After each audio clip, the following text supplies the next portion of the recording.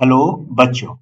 Let's read this question. The question says that the diameter of the roller 120 centimeter long is 84 centimeter. It takes 500 complete revolution to level a playground. Then find the cost of leveling at the rate of 30 पैसा per meter square. कह रहा है कि जो एक roller है, playground roller, उसका जो डायमीटर जो लेंथ है वो तो कितनी है 120 सेंटीमीटर तो लॉन्ग है, और जो डायमीटर है वो कितना है 84 सेंटीमीटर का है।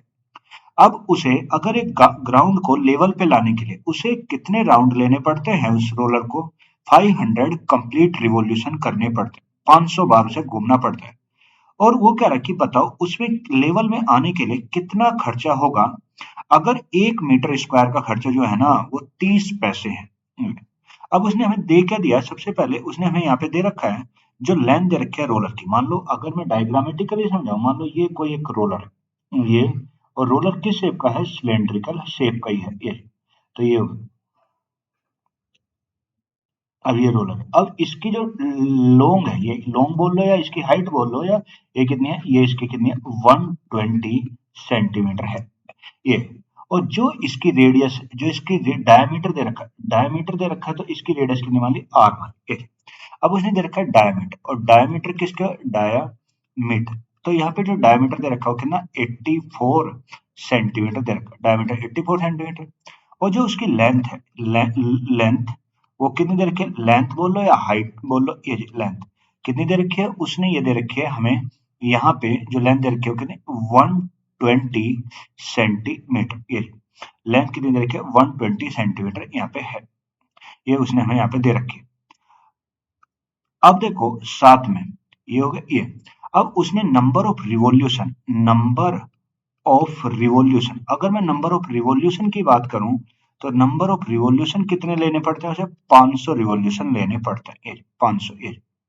अब देखो एक रिवॉल्यूशन जब ये एक बार घूमता है, जब ये रोलर एक बार घूमता है तो ये कितना एरिया कवर करता है, अपने कर्व्ड सरफेस एरिया के बराबर कवर करता है। और इसके जो है कैसा, सिलेंड्रिकल। तो अगर मुझे ये निकालना है तो सबसे पहले तो मुझे ये बताना चाहिए curved surface area of area, curved surface area जो किसका, इस सिलेंडर का, और वो कितना होता है 2 पाई आर एच होता है, 2 पाई आर एच।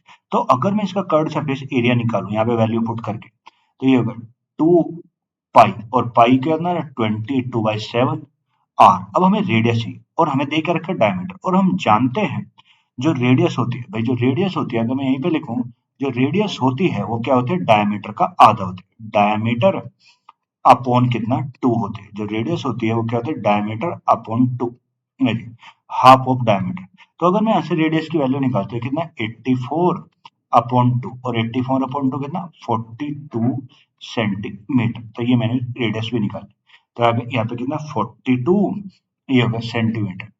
अब इतनी बात हो गई। अब इसके बाद क्या है, ये हो गया 42 इंटू, और ये आर एच, एच कितना था मेरा 120 सेंटीमीटर था। ये मैंने उसका कर्व सरफेस एरिया निकाला, तो ये कट गया ना 7×42, और ये हो गया तो कितना 2 × 22 × 6 कितना 120। तो ये आ गया कितना 3131680 सेंटीमीटर स्क्वायर। अब ये तो निकल गया। अब ये तो एक रिवॉल्यूशन की बात है, ये कितने की, एक रिवॉल्यूशन की बात है, पर उसने एक बार तो नहीं घूमा, उसने टोटल कितने रिवॉल्यूशन लिए, भाई उसने जो टोटल रिवॉल्यूशन लिया वो 500 लिए। तो जो टोटल एरिया होगा, जो टोटल एरिया होगा, अब देखो जो टोटल एरिया होगा वो कितना होगा, भाई एक में इतना घूमता है तो इंटू 500, तो 500 इंटू, भाई 500 इंटू कितना 31680 सेंटीमीटर स्क्वायर, तो इतना मेरा टोटल एरिया होगा उसका। अब उसने ये भी नहीं पूछा, उसने पूछा कॉस्ट की बात कि एक, अब वो कॉस्ट की बात कर रहा है कि जो कॉस्ट ऑफ लेवलिंग है, जो कॉस्ट ऑफ लेवलिंग है वो कितनी है। अगर हम बात करें कॉस्ट ऑफ लेवलिंग की मैं बात करूं तो 1 मीटर स्क्वायर की जो कॉस्ट है, 1 मीटर स्क्वायर की जो कॉस्ट है वो 30 पैसे, 30 पैसे। तो पैसे सबसे पहले तो यानी इसे अगर बोला जाए तो इसे रुपए में कैसे, तो 330/100 ये। तो ये 0.3 रुपी है, यानी 1 मीटर स्क्वायर की जो कॉस्ट है ना लेवलिंग करने की वो 0.3 रुपी है। अब हमें करवाना कितना, हमें तो इतना करवाना, पर ये देखो ये किसमें दे रखा, मीटर स्क्वायर में दे रखा, मीटर स्क्वायर, पर ये जो हमने निकाला किसमें, सेंटीमीटर स्क्वायर में।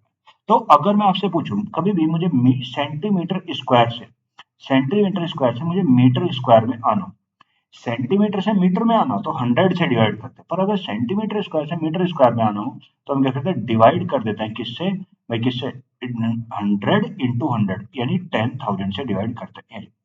तो अगर मैं इसे निकालूं भाई टोटल एरिया, तो इसे अगर हम मीटर स्क्वायर में लेके आए तो इसे लाने के लिए हमें इसे किससे डिवाइड करना पड़ेगा, 500 इंटू 31680 को किससे भाई, 10,000 से।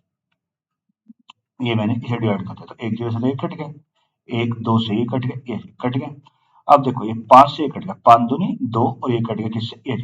तो अगर मैं इसे 3168 को किससे काटे, 2 से काटे, तो ये कितना आ जाएगा, 1584 मीटर स्क्वायर, यानी जो मेरा एरिया है वो इतने मीटर स्क्वायर है, ये हो गया इतनी बात।